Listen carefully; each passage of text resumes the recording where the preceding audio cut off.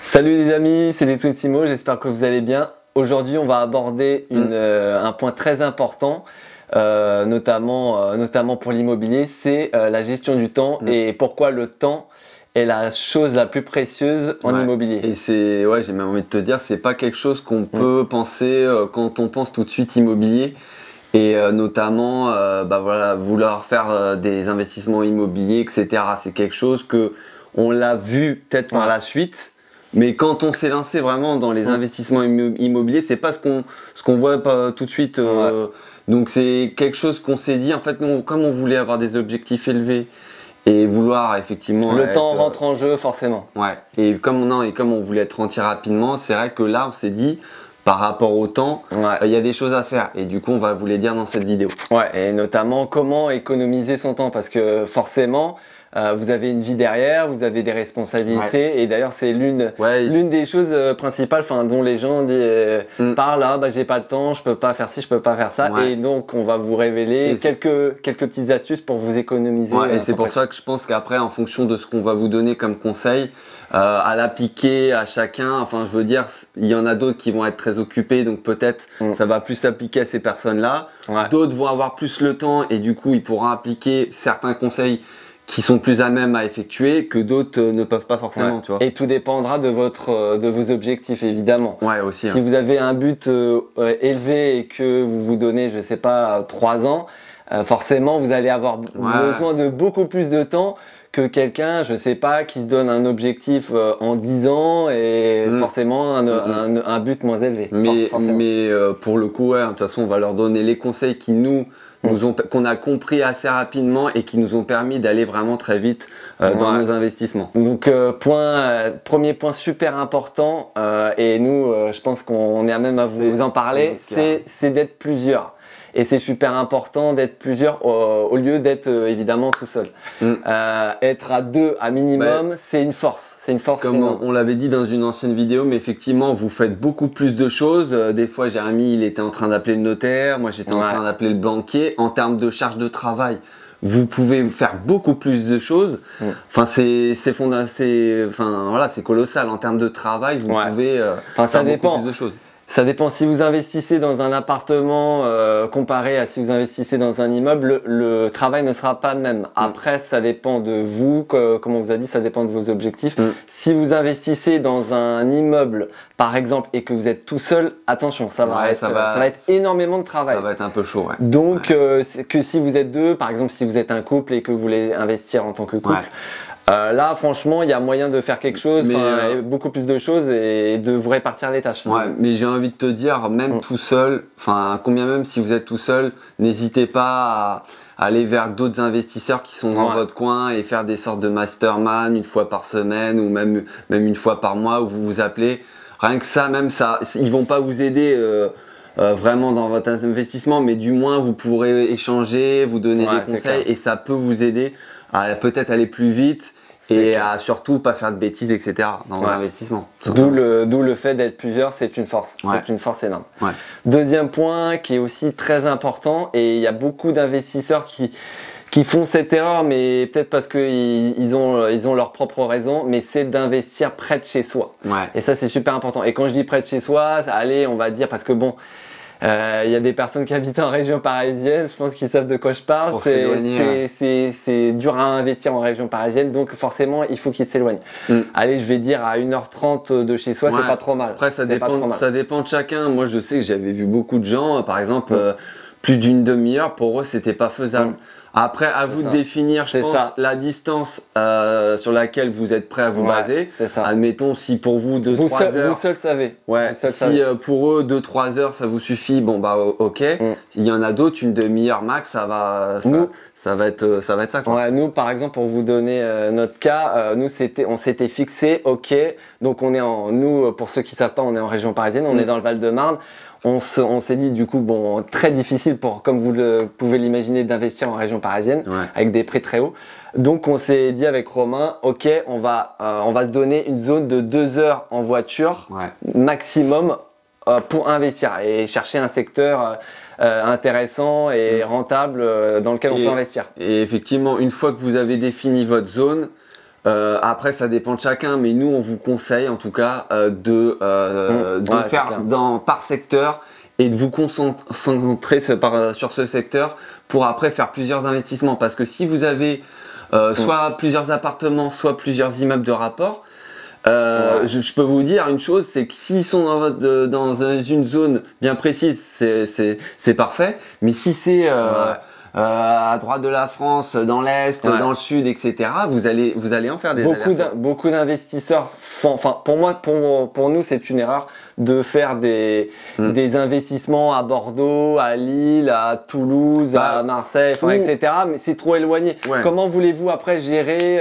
s'il y a des imprévus, etc. Ou auquel cas après ils délèguent, mais nous en tout cas, moi personnellement, on leur conseille pas de rester vraiment dans une région et ça peut être après peut-être à une demi-heure, 40 minutes de chaque ville, mais au moins vous êtes vraiment dans un secteur. Et franchement, on peut vous rassurer par rapport à ça, hein. De n'importe où en France, je suis sûr que vous soyez en Bretagne, en Corrèze, même dans la Nièvre, etc.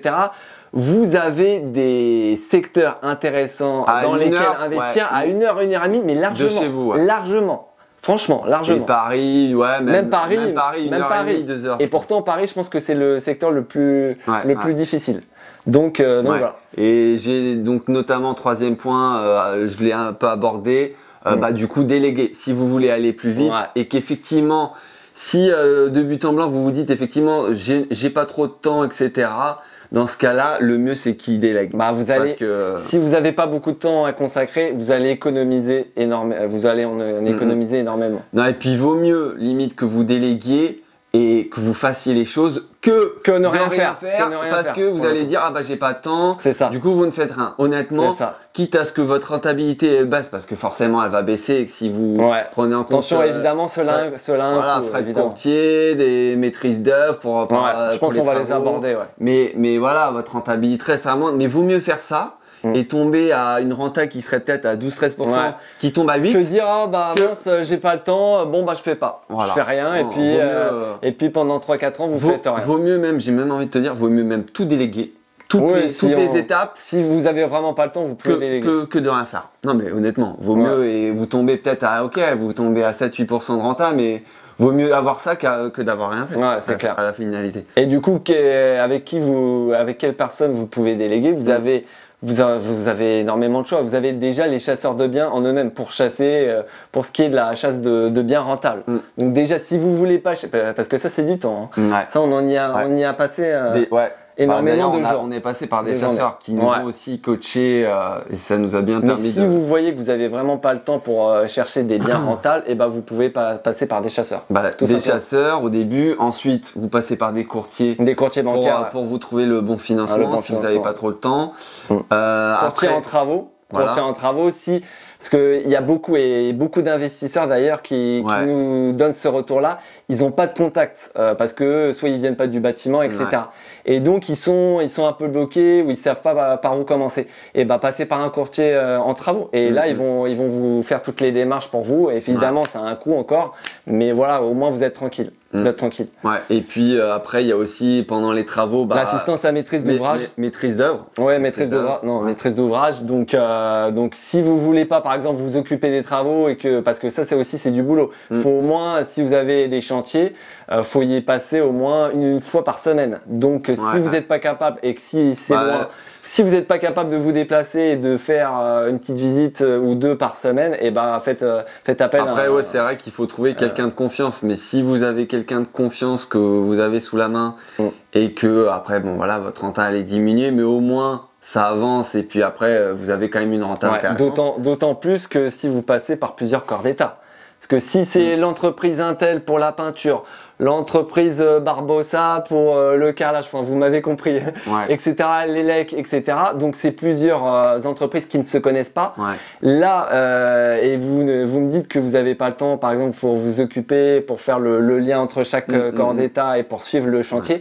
Là, ça va pas être possible. Il faut faire appel à quelqu'un. Et puis c'est surtout si vous investissez dans l'IMO et que vous n'y connaissez vraiment rien en travaux, honnêtement, c'est même mieux limite oui, c'est clair. Après, de faire appel à quelqu'un qui s'y connaît. Moi, je pense. Je pense. Bah, surtout si ils se font un immeuble de rapport direct. Oui, surtout. À la limite, si vous faites un appartement, je pense que ça peut le faire. Franchement, c'est gérable. Ouais. Après, ouais, ça commence à être compliqué quand vous faites un immeuble. Après, si vous sentez avoir les épaules pour, ma foi, tenter. Et vous apprendrez sur le tas. Mais si vous voulez pas trop vous prendre la tête, etc., c'est bien aussi de déléguer, quoi. Ouais. Comment économiser encore plus de temps? Donc, on a un peu fait le lien. Donc, vous avez deux choix possibles. Soit vous pouvez investir dans des appartements. Auquel cas, du coup, comment économiser du temps? Bah, vous pouvez faire plusieurs appartements en même temps. Parce que bon, si vous faites un appartement par an, j'ai envie de vous dire, ça va être compliqué pour... ils peuvent toujours en faire plusieurs, mais après, les démarches, c'est énorme. Notaire, banque, financement, une fois que vous avez le financement travaux, si vous avez un peu de travaux. Et puis t'imagines un appartement par an, enfin vous n'allez pas aller loin et pas aller vraiment. Mais mec, combien même ils arrivent à en faire plusieurs, c'est très long. Nous, c'est notre cas. Mais c'est possible. Enfin, si vous ne sentez pas capable vous n'avez pas les épaules assez solides pour faire par exemple des immeubles de rapport, vous pouvez très bien faire des appartements, je sais pas, 3-4 appartements par an. Et là, vous économisez énormément de temps plutôt que si vous faites un appartement par an. Vous voyez ce que je veux dire? Bah après, il y aura plus de boulot, mais c'est sûr qu'après, on va plus vite forcément. Voilà. Et après, il y a le next level, on va dire. Voilà, les immeubles de rapport. C'est les immeubles de rapport qui font économiser un temps monumental. Ouais. Monumental. Et je pense qu'on peut en parler longuement. Plus vous prenez un immeuble de rapport et par exemple, vous avez 9-10 lots. Ben voilà, vous achetez 9-10 appartements en même temps, c'est tout. C'est ça. Tout simple. Et puis en plus, ce qui est top, enfin moi ce que je trouve top avec les immeubles de rapport, c'est que vous êtes le maître des lieux, vous avez pas de copropriété, de règles à respecter. Si vous voulez faire de la courte durée dans un de vos immeubles, vous faites de la courte durée. Vous n'avez pas à demander. Et nous, c'est ce qu'on fait. Enfin voilà, vous pouvez mettre dans les communs tout ce qui est pour la femme de ménage, etc. Enfin, vous n'avez aucun problème, vous pouvez faire ce que vous voulez. Et surtout que pour tout le process de immobilier, l'achat, que ce soit de l'achat jusqu'aux travaux, jusqu'aux finitions, et vous allez une fois voir l'agent immobilier pour trouver un immeuble de rentier. Une fois chez le notaire, une fois à la banque pour, je sais pas, 8-9 appartes. Les travaux, c'est dans le même endroit, donc il n'y a pas à bouger à droite à gauche, faire une heure par-ci, une heure par-là de transport. Voilà, et puis à la finalité, quand tous vos appartements sont finis, et vous avez 8-9 appartements que vous pouvez exploiter. C'est énorme. Ouais. Disons que c'est sûr que c'est clair qu'il y a beaucoup plus de boulot, ça c'est clair, on va pas vous dire le contraire. On en a chié pendant un an, mais je peux vous dire qu'après, une fois que tout ça c'est fini, et que ça commence à tourner, et nous c'est notre cas, ça y est, tout est rempli. Et ça y est, ça tourne et c'est pas des petits chiffres, c'est pas. Non, c'est clair. Si admettons vous arrivez à avoir, je sais pas, je vais dire une bêtise, peut-être 200-300 euros de cash flow et encore c'est énorme pour un appart. Là, sur un immeuble de rapport, ok, ça a pris peut-être plus de temps, beaucoup plus de boulot, etc. pour peut-être un an. Disons qu'on a accepté les inconvénients. Si vous avez réussi à avoir une bonne rentabilité, un bon cash flow, là c'est direct, peut-être 800, mais je vais dire une bêtise, 800 000 euros de cash flow. On a accepté les inconvénients des immeubles de rapport parce que je peux vous dire qu'il y en a énormément. Je pense qu'on abordera ça dans une autre vidéo. Et puis, par contre, les avantages, ils sont très intéressants. Ils sont multiples, il y en a. Donc voilà. J'espère que je pense qu'on a fait le tour. J'espère que vous avez apprécié cette vidéo. Et puis, on se retrouve pour la prochaine. Voilà, exactement. Allez, salut, ciao.